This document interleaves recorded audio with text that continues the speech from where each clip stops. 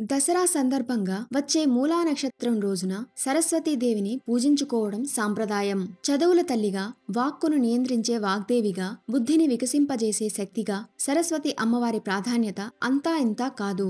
బాసర వంటి పుణ్యక్షేత్రం వెలసిన తెలుగునాట సరస్వతీ నమస్తుభ్యం అంటూ ఆ తల్లిని ఆర్తిగా ప్రార్థించని హిందువు ఉండడు. యాకుందేంతు తుషారహార అంటూ ఆ తల్లిని వర్ణించే శ్లోకాలని నిత్యం వింటూ ఉంటాం కదా. మరి ఆ రూపం వెనుక ఉన్న మర్మం ఏమిటో ఇప్పుడు తెలుసుకుందామా? పేరులోనే పెన్నిది. సరస్వతి అంటే ప్రవహించేది, నీరు కలిగినది అన్న అర్థం ఉంది.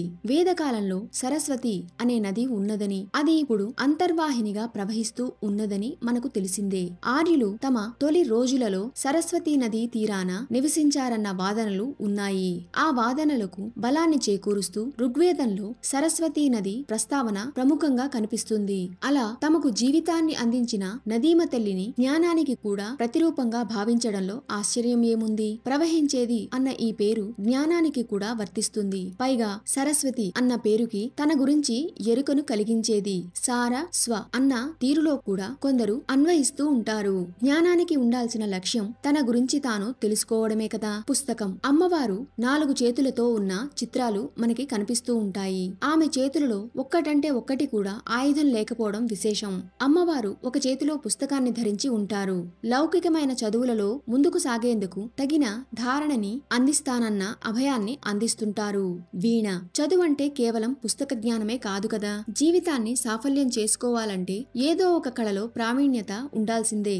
అలా చదువులకే కాదు, కళలకు కూడా తల్లి అని సరస్వతీదేవి చేతిలో ఉండే వీణ గుర్తు చేస్తూ ఉంటుంది. వీణలో ఉండే 7 తంతులతో సప్త స్వరాలను పలికించవచ్చు. జీవితాన్ని పరిపూర్ణంగా గడపాలని, లయబద్ధంగా సాగిపోవాలనే సూచనను వీణ మనకు అందిస్తుంది. అక్షమాల.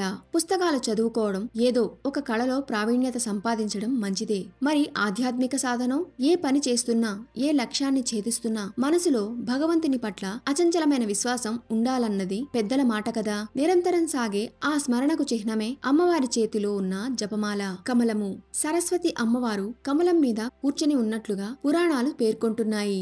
కమలం వికాసానికి, పవిత్రతకు చిహ్నం.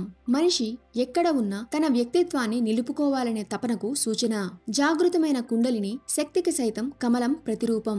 అంటే చదువు, కళలు, భక్తి ఉంటే సరిపోదు, అందమైన వ్యక్తిత్వం కూడా ఉండాలని కమలం సూచిస్తోందన్నమాట. హంస.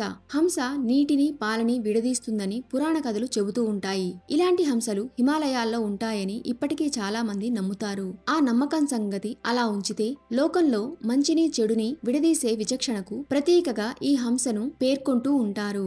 అందుకనే ఆధ్యాత్మికంగా అత్యున్నత స్థాయికి చెందిన వ్యక్తిని పరమహంసగా సంబోధిస్తారు. నెమలి. కొన్ని సందర్భాలలో హంసతో పాటు నెమలిని కూడా సరస్వతీదేవి వాహనంగా పేర్కొంటూ ఉంటారు.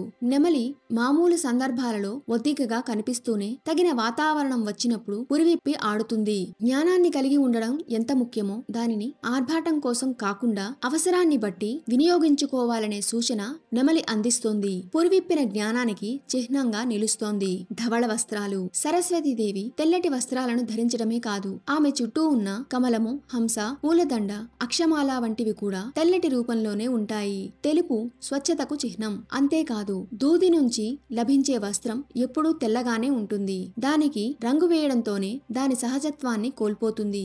ఎలాంటి ప్రలోభానికి లొంగకుండా రాజీలేని జీవితాన్ని, మచ్చలేని వ్యక్తిత్వాన్ని కలిగి ఉండమని ధవళ వస్త్రాలు సూచిస్తున్నాయి. ప్రవహించే నీరు. సరస్వతీదేవి పక్కన ఎప్పుడు ప్రవహిస్తున్న నీరు కనిపిస్తూ ఉంటుంది. ప్రవాహం అభ్యున్నతికి చిహ్నం. ప్రవాహం మార్పుకి సూచన.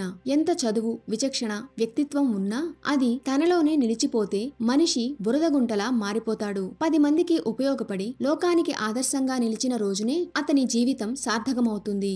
ప్రవహించే నీటిలా ఉరకలు వేసే సంతోషంలో గడుపుతూ తన చుట్టుపక్కల వారి ఆర్తిని తీరుస్తూ జీవితాన్ని గడపమంటూ ఈ ప్రవాహం సూచిస్తోంది.